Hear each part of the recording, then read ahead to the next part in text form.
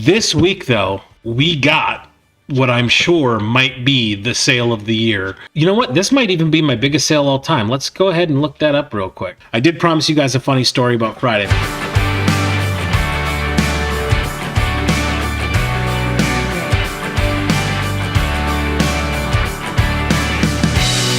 Welcome back, everybody. I am in I want to knock this video out mood today. This week we had a really cold week, in the negatives all week. I have a funny story that I'll talk about after the top 10 from Friday when it was negative 17 degrees. But she warmed up yesterday and we got a nice big snowstorm where I got 8 inches of snow yesterday.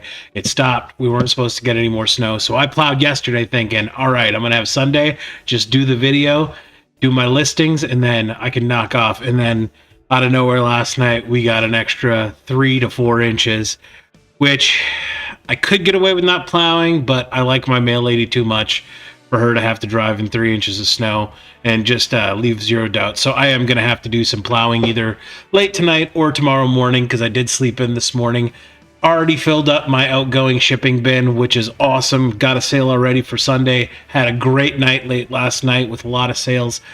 This week, though, we got what I'm sure might be the sale of the year during this week of sales, which is something I want to talk about with eBay algorithm and something I suspect, and I've said it in the past, but I'll discuss it further when we get to it. But let's go ahead and jump into the numbers and talk about the great week we had. So this week we had a gross sales of $957 and a net sales, record-breaking net sales of $609. As you can see, I did not get skunked any day of the week. However, really, really light days, and then Wednesday, out of nowhere came.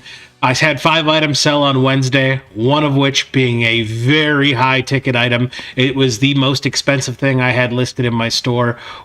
We'll talk about it later on when we get into the list, but Wednesday was a really good day, and then we ended up having a great Saturday night with a gross sales of $160.26, net of $93.81.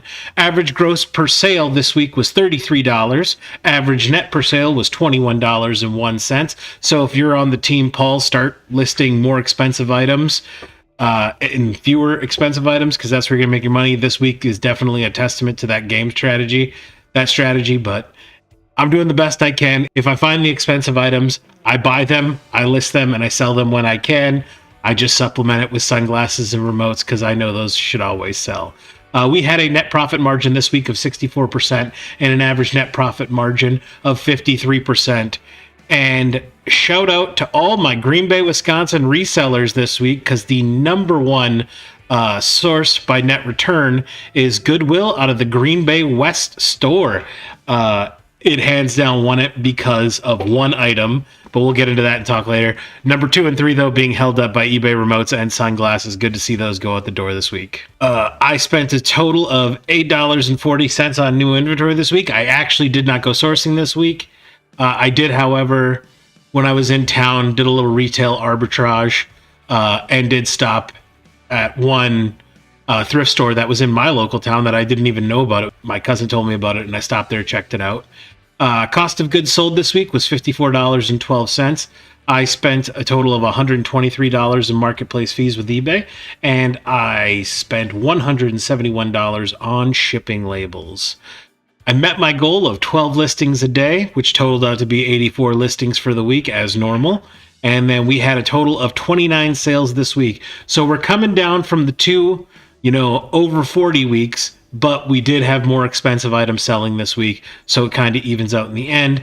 Big days to talk about. I had actually 6 sales on Wednesday, and on Saturday last night I had 9 sales. Average time to list something in my store this week was 1 month. Average time to sell something in my store was 4 months this week. Return on investment was 1,050%. Average return on investment per sale was 896%. Jumping into the top 10, number 10 sale of the week is this OEM Sharp 9JM 305 110133 air conditioning remote control. I picked this up for 76 cents on eBay. It sold on eBay for $22.75. That was $17 for the remote. $5.75 for the shipping. Actual cost to ship this item was $4.33. That provided me with a net return of $14.55, which was a 1,914% return on investment and a 64% net profit margin. Number 9 sale of the week is this Paladone Nintendo Game Boy alarm clock from 2018. I picked this item up for $2.79 at a thrift store in the Upper Peninsula. It's sold on eBay to a friend of mine, same friend from last week. Kaylee, thank you very much for the purchase of $21.98. That was $15.58 for the clock, $6.40 for the shipping. Actual cost to ship this item says $1.76. It was actually $2.88. She purchased a few things. We did a bulk shipping, and I refunded her for the shipping. I refunded her $15 for the total order. She ended up paying $14.40 divided by 5. I don't have time to do the math right now, but I have it equaled out to where it's all equal out, which provided me a net return of $11.71, which was a 420% return on investment and a 53% net profit margin. The number 8 sale of the week is this Yamaha Remote VQ36170. I purchased this remote on eBay for $1.39. It's sold on eBay for $23.73. That was $17.98 for the remote, $5.75 for the shipping. Actual cost to ship this item was $4.33. That provided me a net return of $14.97, which was a 1,077% return on investment and a 63% net profit margin. Number 7 sale of the week, again to Kaylee, is this Kid Cool 1988 NES cart. This cart was actually part of my own personal collection that I've had for years and years. No cost of goods on it. So it sold on eBay for $19.34. That's $13.59 for the cart. $5.75 for the shipping. Actual cost to ship this item was $1.75. Interesting enough, this was on an ad fee, and I should talk to Kaylee and ask her if this was her first purchase and if she bought it on an ad, because I find that very suspicious that I got charged an ad fee on a sale of a friend. Anyway, net return on this was $12.25, which provided me a net profit margin of 63%. Number 6 sale of the week is this Wrangler Rancher men's large pearl snap button-up shirt. As most of you might know who are longtime watchers, I love selling Western pearl snap shirts, especially if I can get brush poppers. Brush poppers are where the real money is, but even just the regular Wrangler pearl snaps will bring in a good bit of money. I picked this one up for $2.59 at a St. Vincent de Paul's. It's sold on eBay for $27.20. That's $21 even for the shirt, $6.20 for the shipping. Actual cost to ship this item was $4.52. That provided me a net return of $16.50, which was a 637% return on investment and a 61% net profit margin. Bandit was just over here, and it was really cute with his head on his legs, staring up at me with his eyes. Sorry about that. And the number 5 sale of the week is this Remington Anti-Frizz Therapy Flat Iron 2-inch plates, model S8530. Now, I have no clue about flat irons, hair curlers, as you guys can imagine, but I do know, because I watch J-Ride all the time, that whenever you find a unique one out in the wild, make sure you look it up, because they can bring in good money. This is a prime example of that. When I literally saw this one on the shelf, I'm like, that one looks different than the rest of the cheap ones, and I heard J-Ride say, look it up, Paul. So I went ahead and looked this one up. It actually had a great sell-through rate. I picked it up for $2.74 at a Goodwill. It sold on eBay for $34.10, which was $25 for the flat iron, $9.10 for the shipping. The actual cost to ship this item was $8.98. That provided me a net return of $17.25, which was a 630% return on investment and a 51% net profit margin. And of note, as you guys can see right there, time to sell was 9 days.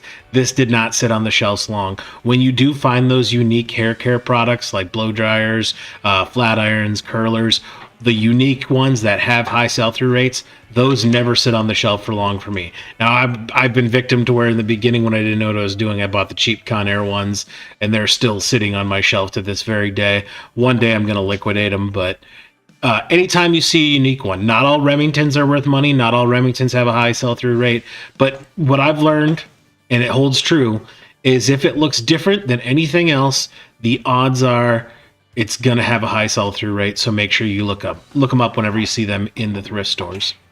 Number 4 sale of the week is the first ever auction I did. And this auction has been running now for like 2 months.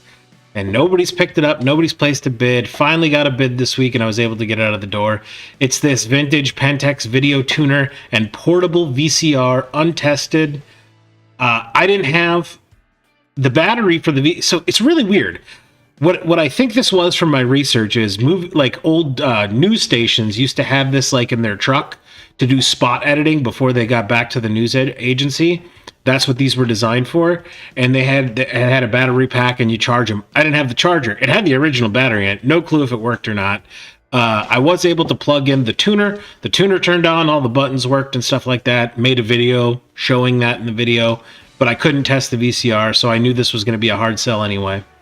But I picked this up for $3.21 at a Goodwill in the Upper Peninsula, and it did sell on auction for $44.98. That was $9.98 for the VCR and tuner, and then $35 for the shipping, because this unit was heavy. And it turned out actual cost to ship this item was $17.73, which provided me a net return of $17.85, which was a 556% return on investment and a 40% net profit margin. This is just a prime example where the eBay discount for FedEx was 50%.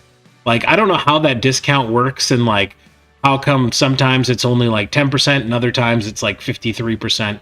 But this one, I don't know why. The FedEx discount just really worked out for me. Number 3 sale of the week is this Green Bay Packers men's large NFL Pro Line players jersey, number 45 Vance Beagle? Shows that I haven't watched many Packer games. I picked this up for $2.89 at a Goodwill. It sold on eBay for $35.93, which was $27.28 for the jersey, $8.65 for the shipping. The actual cost to ship this item was $5.94, which provided me a net return of $21.66. And it was a return of investment of 749% and a net profit margin of 60%.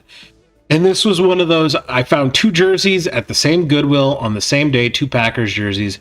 Both of them were in excellent condition, and I've had nothing but good luck selling jerseys. And it doesn't matter which team or which player it is, jerseys will go. Obviously, some players command a higher price than others, but these were in excellent condition, and I was happy this one sold.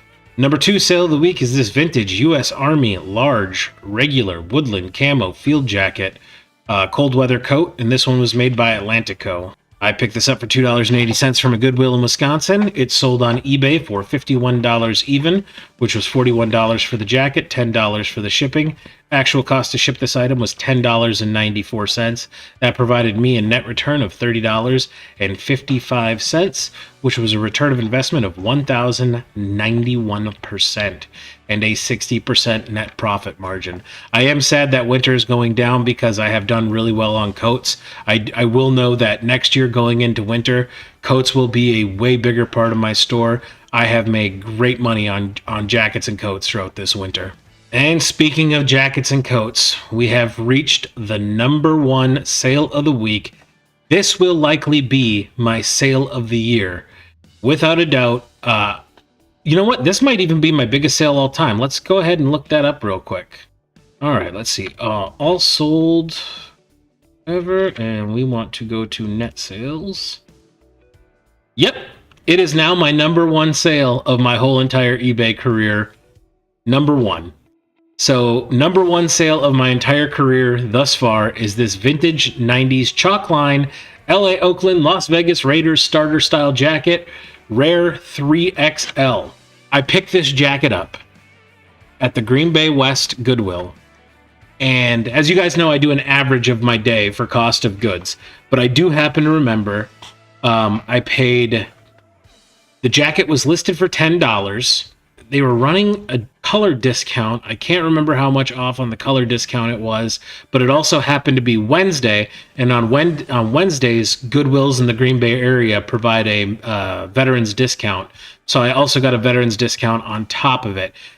It was initially listed for like $8 to $10, and this was also the same day that I picked up those two Tommy Hilfiger jackets that were in mint condition, the red and the white one, which sold previously, and I believe both of them were the top sales of the week in their respective weeks on the show. So that one trip to Goodwill, though it took 4 months, did pay off greatly. Again, picked this jacket up for $4.43. It sold on eBay for $361.39. That's $349.99 for the jacket and $11.40 for the shipping. Actual cost to ship this item was $13.83. That's because I did buy the extra insurance for this. There's even something that's way better about this sale that I'll get to in a second. But when I was in the store and I saw this jacket, I figured, sweet, this should be an easy $60 to $80. And when I looked it up, I just looked up Raiders silk jacket spelled out, and every single one was going for like 120, 180, and I was like, grab that jacket, it's coming home with me. I don't care what it costs. When I got home and I went to list it and I started doing the research, I learned something that I would like to pass this knowledge on to you. I don't know if it's with all starter jackets and chalk line jackets and all of silk sports jackets, but size of the jacket plays a huge role in the cost of the jacket. Because this, I started noticing, wow, there are some jackets that have sold for like $400, $500, and I noticed there were 2XLs. When I looked up 3XLs, there was only 3 listed on all of eBay. One was for $900, one was for $1,200, and then another one for $1,300 at the time I purchased this. Sold, there was one sold for $400.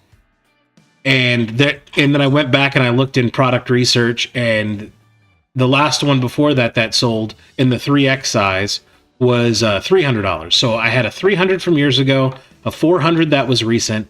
I figured I want this thing to move quick and I want to turn that money around.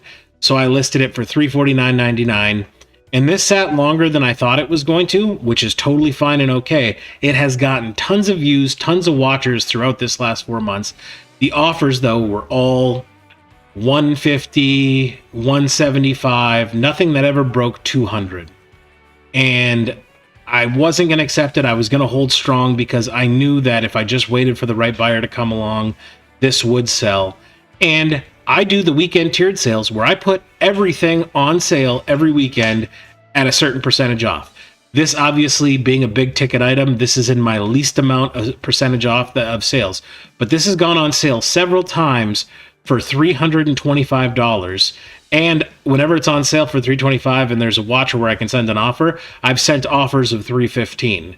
So this has been available at certain times in the last 4 months for $315. I always said if somebody offered me $300 or more for this, I would let it go. Well, it sold this week on Wednesday, middle of the week, for full asking price of $349.99. And that's not even the best part of this sale. The best part of this sale is it sold under eBay's international shipping program. Now, you guys might remember I had my first international sale. It was either last week or the week before with that NFL Mexico hat. And I think it's kind of funny now that I've gotten that. I had 3 international sales this week. The other ones didn't make the top 10, but this one did make the top 10. So for those who aren't familiar with eBay's international shipping, I, the seller, ship it to Chicago, to eBay's headquarters, and then they do all the customs forms and they send it off from there. And the biggest benefit of that is once this item gets to Chicago, all my liability with it is done. I can guarantee where this gets delivered, if they get this jacket and they put it on and they don't like the fit or they don't like the color, that being black, and they just want to return it under my return policies, it's not going to cost me. eBay takes the responsibility from there. So it's really nice that, because my number one return for clothes is doesn't fit the way I want it to, doesn't fit like I thought. So I know that with this jacket, it's not coming back. It's gone. And as long as it makes it to Chicago, I got the money, and that's a great feeling. It is such a great feeling. There's nothing wrong with this jacket. This jacket is in mint condition for an 80s, 90s chalk line jacket. But I was really excited about that. And I'm wondering, now that I got my first international shipping sale if it's like a new category where once you get that first sale, it breaks the dam and you start getting more. Because I thought it was really interesting that I got 3 eBay international orders this week alone. Just curious if you guys noticed something similar to that. It just took me forever to get my first international sale. That concludes our top 10 sales of the week. And this has been an absolutely fantastic week for me. We had negative temperatures all week. And I knew that if it was going to be negatives during the day, every single day, I was not going to want to be out in this garage taking pictures, listing. Like, I wanted to be in this garage to do shipping. That was like the only time I wanted to do it. So last Monday, I knocked all of my schoolwork out as quickly as I possibly could. I still have one more little thing I have to do for this week, which I need to get done tonight, but I'm counting on other classmates to post so I can respond to them. And I've only had one and I need to respond to 2, but only one person submitted besides myself. Anywho, so Monday, as soon as I got done, I don't know what happened. I chugged coffee, slammed an energy drink, and I came out, and when I had a beautiful 23 degrees last Monday, I spent hours in here knocking out pictures for the whole entire week. I think I took pictures of 40 shirts, 40 sunglasses. I took all the sunglasses I had. It wasn't 40. I ran out because I bought a new shipment of sunglasses that just came in yesterday. So I just got a new load of sunglasses. But I took pictures of all the sunglasses that I currently had, got that caught up, and then I did 40 remotes and then 40 other various items, just so I have a bank of pictures that I could list from. And I haven't had, the only time I've had to come out to the garage this week was to do shipping, and that really cut down on the cold time. And then today, it's currently, I think, like 25 degrees, somewhere in there. So it's cold, but it's not terrible in comparison to what we had. I did promise you guys a funny story about Friday. Friday was the coldest day at negative 17. And we wake up at my house at around 7:30, 8 o'clock. That's been the consistent lately. And Friday morning, we wake up and Bandit woke me up. Bandit was doing the international dad, I gotta go pee sign. So I'm like, all right, guys, let's go. And as soon as I went to the front door, I hit the door, and the door opens 4 inches and just stops. And I'm like, what the heck is going on? And I had to force the door open. And so for those who don't know, I live in a camper underneath a lean-to off of a pole barn. And the deck, I built the deck to where it's anchored to the pole barn on the side of the door. And then the outside posts on the deck, I just have concrete footers on the ground, and they're sitting on the concrete footers. It got so cold, the ground froze up even more than it was. And when the ground freezes, it expands, and it pushed the outside of the deck up to where instead of the deck sitting level, the deck is angled like this. And when you try to open the door, it's hitting the boards that are angled up. So at 7:30 in the morning on Friday, in negative 17 degree weather, I'm outside with a circular saw and a sawzall doing woodwork on my deck to notch out the boards to where they sit on the lip. Just the boards in front of the door. So now, like, my deck, like, if you look at it, it looks like 6 boards drop down like a half an inch just so my door can open. I'll fix it this summer, but for now, I just think it's really funny that I had to spend about an hour out in the freezing cold, negative 17 degrees, doing woodwork on my deck just so I could open the door to let my dogs out. It was a blast. It was cold, but yeah, this has been a great week of sales. School's going good. We're going into finals week, so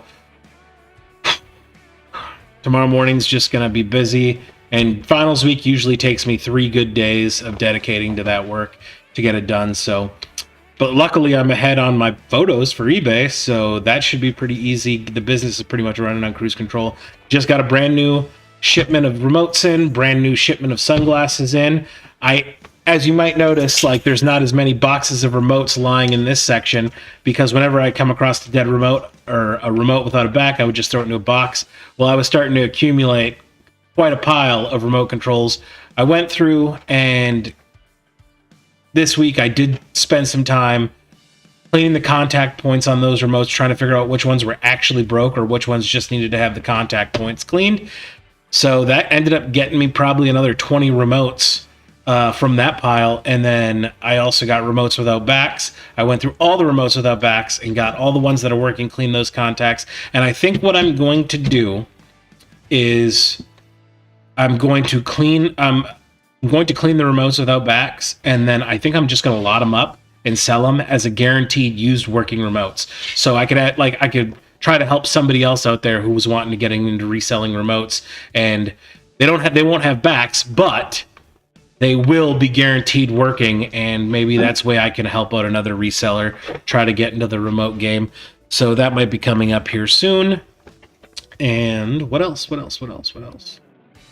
I don't know. Other than that, that's been it. Just cold days, spending a lot of time cuddling the pups, and yeah, that's all I got. So I'm gonna go ahead and end the video here. I'm gonna go ahead and edit this, get it out, and then I'm gonna go plow snow again for my mail lady, so she can come pick up those packages tomorrow while I'm doing my finals. If you're new here, welcome. Please hit the subscribe button. If you like the content, hit the like button because it helps me out in the eBay algorithm. You guys are awesome. I appreciate all of you who come here every week to check out my stuff. I hope you guys are learning some stuff from me, whether it's from the good things I do or the mistakes I make along the way. You guys are absolutely awesome in chat. I love having communications, and it's nice to have a community where we can come together and talk about our different experiences and different things we can do. So sound off in the chat if you guys have any cool stories from the week you had, because I want to hear them and I want to know what's going on in your guys' business. I hope you guys had a great week. I hope you guys have a great week to come. Thank you so much for watching. And remember, no matter what happens, I will see you guys next Sunday. Have a good one, everyone.